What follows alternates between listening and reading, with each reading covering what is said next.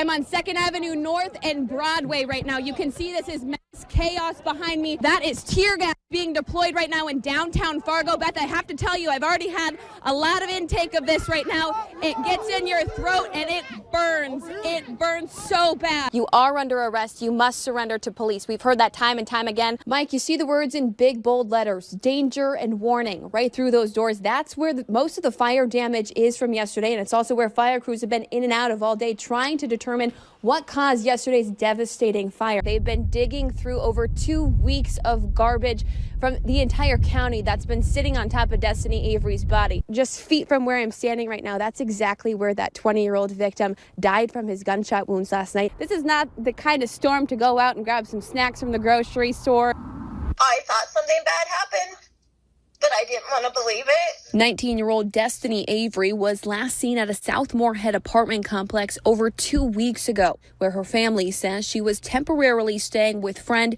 27-year-old Ethan Broad. He will not tell anybody where she's at. That's the hardest part. Doreen Avery says this wasn't the first time Broad has helped her daughter out, adding as far as she was concerned, Broad was a great guy and friend to Destiny, saying she had zero red flags. For him to do what he did, I guess I really don't know him, because obviously he's capable of taking somebody's life. Both Doreen and Destiny's boyfriend, Jordan Yarbrough, say they received calls from a worried Ethan Broad on April 3rd, explaining he and Destiny had a fight the night before, and when he woke up, Destiny was gone. A bunch of BS, because obviously he had already taken her life.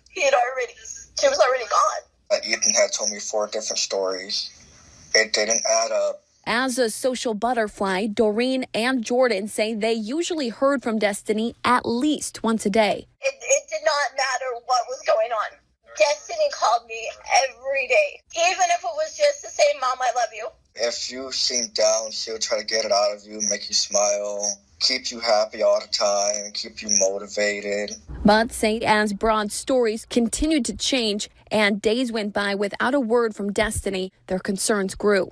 That's when I knew that something happened, because it's not like her not to call me. It's not like her not to blow up my phone. Doreen says Moorhead police haven't been able to share many details with her yet, but says she knows the case is in good hands, adding she prays answers, justice, and the discovery of Destiny's body come soon. I hope and pray that he tells them where she's at so she can be brought home, and put to rest in the place that she wanted to be. Waking up to heavy smoke billowing through his door, Terry Lee went to his window, only to find he was trapped by snow. So he had to get creative. I drilled a hole through the top of the snow so air would get in. So I wrapped my head around my curtains and stuff so I could breathe, and I called 911 and said I was still in the basement. Lee says just minutes later, fire crews broke down his door and brought him to safety. Thank God they come and got me, because I thought I was dead. I really did. Lee was also one of the 2 tenants transported to the hospital, but he says thankfully it was nothing major. I was coughing up black stuff for about 8 hours. Sunday's fire has many in the neighborhood breathing somewhat of a sigh of relief, saying the apartment complex has been nothing but trouble. It is known as a drug house in our area, so we are pretty happy that the house is actually gone.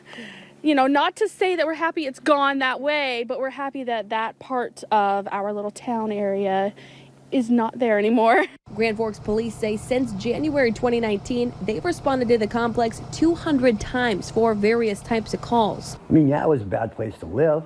My sister-in-law didn't want me to live there. My brother didn't want me to live there. But I had to go where I could afford to live. Lee says it was $260 a month, and for the last 2 years, this was home. It's not the best place in the world, yeah. But not everybody in that place was a bad person. Lee says everything inside the complex is a total loss. My mom's big Bible that I was going to give to my grandson and my son, because it had all their names in it, and I lost all that. Saying all he has now is what's inside these bags, but he's just thankful to be alive. In a race against the clock, dozens of area first responders rushed to this farmstead in Lankin. With a man trapped inside, volunteer firefighter Terry Novak went down the road for his backhoe to tear the bin open. When that first flush came out, I was just praying that he would come sliding out. And obviously that didn't happen, so we had to go in and dig more. While Novak dug, the rest shoveled their way through the bin. But as minutes turned into an hour, the grim thought of their rescue becoming a recovery flooded into the back of everyone's mind.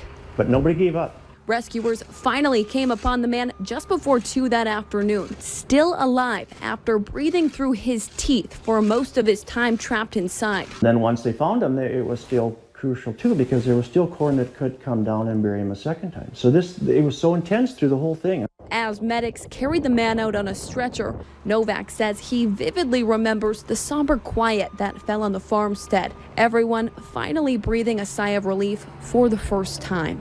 I wanted to stand up out of the backhoe and just cheer. Novak says the man only suffered a dislocated shoulder and is doing well. He was such a cool, calm person. Maybe that helped him through the whole thing. You know, we were active and everybody was moving. He had to slow himself down. He had to bring his peace of mind being buried.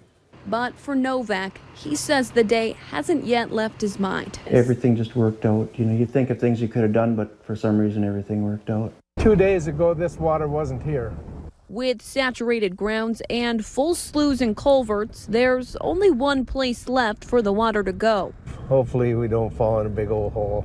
And those flooded roads have caused postal workers to cut back on mail deliveries to only 2 or 3 days a week, and made others leery of traveling on the sopping wet gravel. Once you start making ruts in them, then you get water sitting in them and they just get wetter, and pretty soon you got a big mud hole in the road.